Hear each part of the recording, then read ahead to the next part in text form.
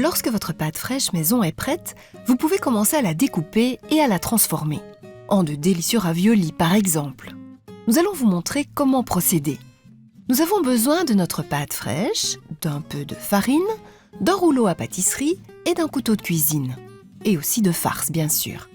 Avant toute chose, il faut saupoudrer le plan de travail de farine. Vous verrez, ce sera beaucoup plus facile pour étendre la pâte fraîche. Pour confectionner des raviolis, il faut tout d'abord étaler la boule de pâte.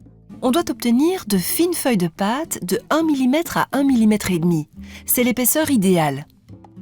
À présent, on peut couper nos feuilles de pâte en bandes de 6 cm de large.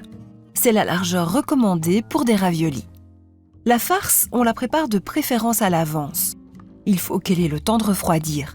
C'est mieux pour que la pâte ne ramollisse pas. Lorsque nos bandes de pâte sont découpées, on en utilise une pour y déposer de la farce et l'autre pour recouvrir la farce. C'est le moment de farcir la pâte. On dépose une cuillère à café de notre farce préférée tous les 6 cm. Ici, on a préparé un mélange à la ricotta et au pesto de basilic. Il existe bien sûr de nombreuses autres recettes de farce.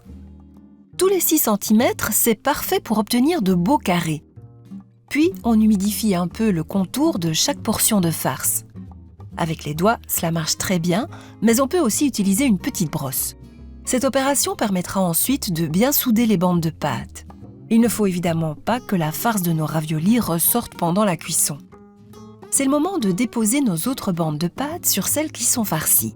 C'est un travail de précision, les 2 couches doivent bien correspondre. On appuie bien sur la pâte autour de la farce. Il ne faut pas qu'il reste de l'air dans nos raviolis, ils risqueraient d'éclater à la cuisson.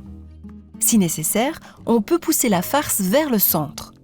On doit vraiment distinguer une petite boule sous la pâte. Dernière étape, faire une incision dans la pâte avec un petit couteau de cuisine pour obtenir des raviolis. Et pour de véritables raviolis au bord dentelé, rien de tel qu'un couteau cannelé. On vérifie si les bords des raviolis sont soigneusement soudés et c'est prêt. Si on veut les cuire tout de suite, on les dépose sur un plat ou une assiette farinée. Et si c'est pour plus tard, on les recouvre simplement d'un essuie de cuisine.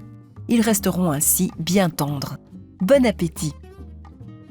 Découvrez de nombreuses recettes originales et savoureuses sur notre site et suivez-nous aussi sur Facebook pour des conseils et de l'inspiration en plus.